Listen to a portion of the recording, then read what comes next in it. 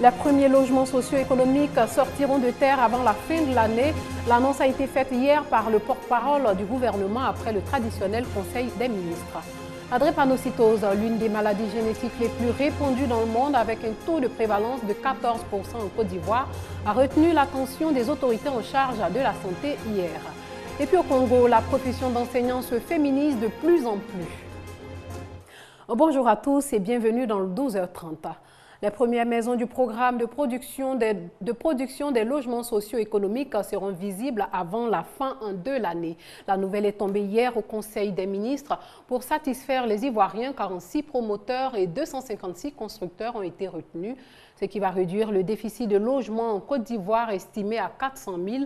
Par ailleurs, les élections municipales à Anyama, Bétier, Doropo ainsi que les régionales dans le Tchologo seront reprises le 21 juillet prochain. On écoute le porte-parole du gouvernement, Koné Nabagné Bruno. Ce 21 juillet, les électeurs de certaines localités devront retourner dans les bureaux de vote pour la reprise des élections municipales et régionales. C'est la date annoncée par le porte-parole du gouvernement au cours du Conseil des ministres de ce mercredi. Ces élections partielles vont concerner les circonscriptions électorales de Anyama, de Bétier et de Doropo, en ce qui concerne les municipales. Et ces élections vont concerner la région du Tchologo, en ce qui concerne les élections régionales. La campagne électorale est ouverte le samedi 13 juillet à 0h jusqu'au vendredi 19 juillet à minuit. Ce Conseil des ministres a également permis de faire le point de l'opération de construction de logements sociaux et économiques. Un bilan à mi-parcours satisfaisant au regard des avancées réalisées dans la mise en œuvre du programme. Un compte-rendu relativement détaillé a été fait par le ministre en charge de la construction qui montre que les choses avancent bien parce que les entreprises promotrices en matière de logement qui étaient candidates pour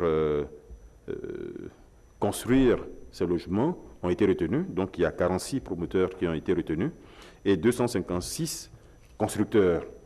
Et comme nous l'avons dit précédemment, ces constructions concernent Abidjan, mais concernent également l'intérieur du pays. Les premiers terrassements se feront après la saison des pluies afin que les premières maisons témoins soient présentables avant la fin de l'année 2013.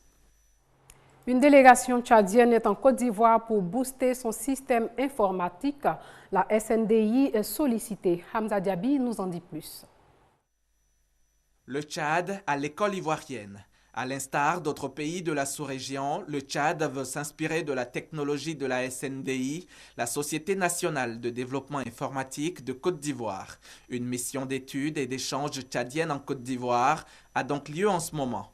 Objectif, doter le ministère des Finances et du Budget du Tchad d'un système d'information de gestion des finances publiques efficient et efficace. Le Tchad est en train de mettre en place une jeune structure en charge de l'informatisation. Et comme la Côte d'Ivoire a une longueur d'avance, c'est pour cette raison que le ministre des Finances a voulu que cette délégation fasse le déplacement d'Abidjan. Pour la SNDI, c'est un honneur qui réjaillit sur l'institution, mais mieux sur tout le pays. La mission a bien démarré et elle est bien prometteuse et je pense que nous ferons de notre mieux en collaboration avec toutes les autres composantes du ministère de l'économie et des finances pour pouvoir permettre à la délégation de tirer vraiment profit de leur séjour en Côte d'Ivoire. Assurer la mise en cohérence des systèmes d'information et de communication de toutes les administrations de l'État et établir pour l'ensemble des administrations de l'État des orientations en matière d'achat de matériel, logiciels et prestations de services. Ce sont entre autres les objectifs assignés à la SNDI. La structure entend donc montrer son savoir-faire en vue de rassurer les autorités tchadiennes de ses capacités techniques et technologiques à faire de l'administration tchadienne l'une des plus performantes d'Afrique. Lutte contre la drépanocytose, cette maladie touche 14% de la population ivoirienne. Lors de la journée mondiale de lutte contre cette affection, le ministère de la Santé se mobilise pour améliorer la qualité et l'espérance de vie des malades. Le reportage de Grace Kando pour en savoir plus. Loukou Chris Daniel a 11 ans et déjà il connaît les douleurs de la drépanocytose, une maladie héréditaire du sang. Tout comme lui, c'est 12% de la population ivoirienne qui est porteuse de la drépanocytose. Quand il pleut, on est obligé de porter, de se doubler avec beaucoup d'habits.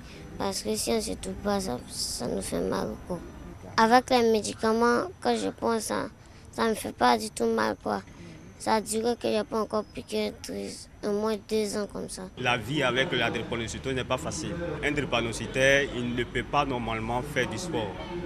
Voilà, parce que lorsque la température augmente, ça pose problème. Aujourd'hui, la médecine a fait des progrès. Il est maintenant possible de vivre avec la drépanocytose aussi longtemps que possible. Les choses ont beaucoup évolué. Avant, on disait espérance de vie 10-12 ans. Aujourd'hui, nous avons des malades qui vivent jusqu'à 60 ans. Il y en a qui ont travaillé fonctionnaire jusqu'à la retraite. Avant, on disait la femme drépanocytaire ne peut pas accoucher. Aujourd'hui, elle accouche. Pour cette journée mondiale, les ONG et associations de lutte contre la drépanocytose s'activent pour relever le défi, celui d'améliorer la qualité de vie des malades. Les ONG et associations demandent la gratuité du test de l'électrophorèse de l'hémoglobine, la réalisation obligatoire du test de l'électrophorèse de l'hémoglobine dans tous les CHR du pays. De nombreuses personnes ignorent qu'elles ont la drépanocytose. Seul l'examen de sang permet de diagnostiquer la maladie. Le ministère de la Santé envisage alors mener dans les jours à venir une vaste campagne de dépistage gratuit de la drépanocytose. La santé des populations, une préoccupation des autorités ivoiriennes qui entendent d'ailleurs redynamiser le système sanitaire en Côte d'Ivoire. D'où l'arrivée prochaine des investisseurs européens à Abidjan depuis 2 jours, une visite qui va permettre de rénover et d'équiper les différents CHU et les hôpitaux généraux. Juliette Ouéa nous en dit plus. Bientôt la fin du calvaire des malades et des médecins dans les centres hospitaliers universitaires et autres hôpitaux généraux de Côte d'Ivoire en raison du manque de matériel ou des équipements vétustes. Une délégation d'investisseurs européens séjourne à Abidjan pour aider les autorités ivoiriennes à réhabiliter et équiper d'un plateau technique performant ces établissements sanitaires.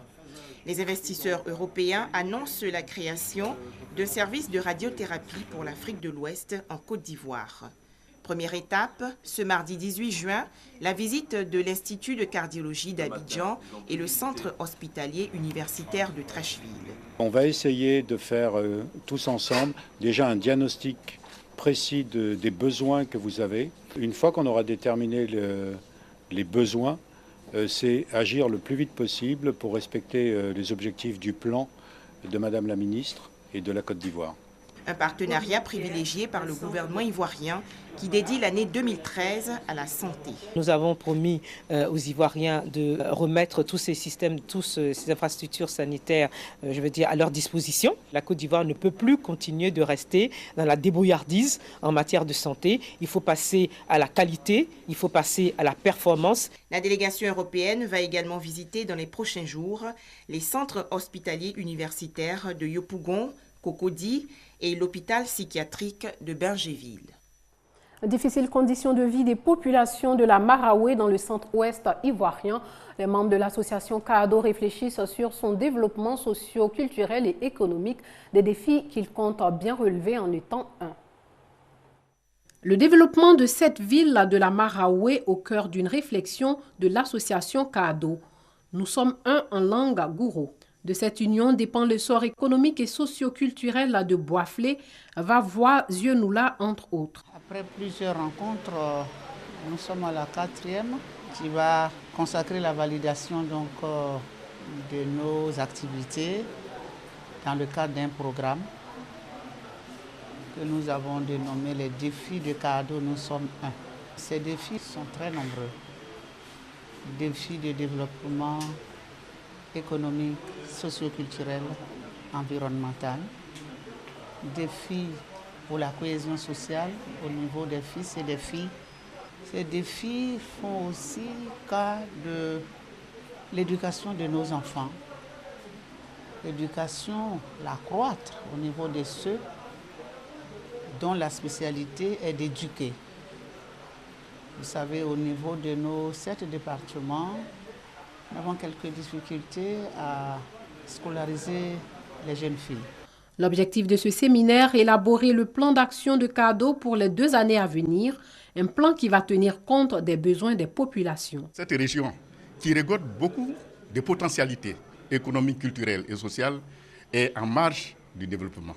C'est la raison pour laquelle les cadres se sont réunis et veulent contribuer au développement de ces régions. Au sortir de ces travaux, les propositions des participants seront inscrites dans un document en vue de réaliser au plus vite des projets en faveur des jeunes et des femmes de la région. À l'étranger, au Congo, la profession d'enseignant se féminise depuis 2 décennies. Des centaines de femmes se tournent chaque année vers cette profession. La féminisation de l'enseignement de base est constatée dans presque toutes les écoles publiques. Dans cette classe des faubourgs de Brazzaville, la patronne, c'est Gloire. 25 ans, déjà 8 ans d'enseignement. Après 2 ans de formation, Gloire s'est jetée tout de suite dans l'arène. Elle est une maîtresse appréciée et respectée de ses élèves de CE2. Avant que les enfants nous respectent, nous devons d'abord les respecter, nous devons les féliciter. Et en ce moment-là, les enfants vont nous respecter, ils vont également nous aimer. Moi, j'ai aimé ce métier parce que j'ai aimé ma maîtresse de l'école maternelle. Femme, institutrice, Gloire n'est pas un cas isolé. Depuis 20 ans au Congo, la profession s'est fortement féminisée. À Brazzaville, 85% des postes dans le primaire sont occupés par des femmes. Un changement radical dans un secteur autrefois réservé aux hommes. Le phénomène remonte à 1990. Dévaluation, plan d'austérité imposé par le FMI pour enrayer la crise économique. Les postes sont devenus rares, les salaires trop bas. Les hommes ont boudé l'enseignement. L'enseignement devenait comme la seule possibilité d'accéder à la fonction publique.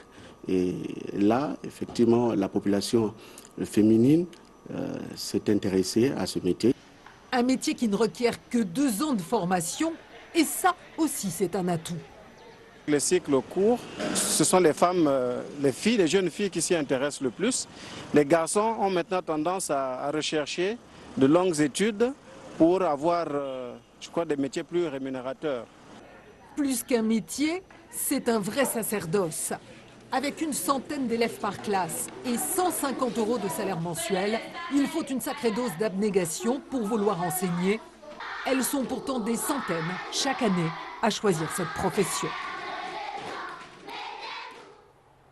Et puis la contestation s'essouffle en Turquie. Très peu de perturbations ont été signalées, notamment dans les services publics.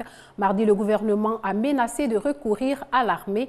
La police a en effet multiplié les perquisitions dans tout le pays et a arrêté des dizaines de personnes. En Turquie, alors que le Premier ministre Erdogan s'est réjoui mardi d'avoir mis un terme à la contestation, des incidents ont encore été signalés dans 2 villes du pays. À Ankara, la police a dispersé quelques centaines de manifestants. Depuis l'évacuation samedi du parc Gezi à Istanbul, les autorités ont arrêté plusieurs centaines de personnes. Selon un dernier bilan, les manifestations contre le gouvernement ont fait en plus de 2 semaines 4 morts et quelques 7800 blessés. Le footballeur Lionel Messi, soupçonné de fraude fiscale, la justice espagnole l'a mis en examen et convoqué pour le 17 septembre le footballeur argentin. L'annonce a été faite aujourd'hui par un porte-parole du parquet provincial de Barcelone. Voilà, c'est la fin de ce journal. Merci de l'avoir suivi et portez-vous bien.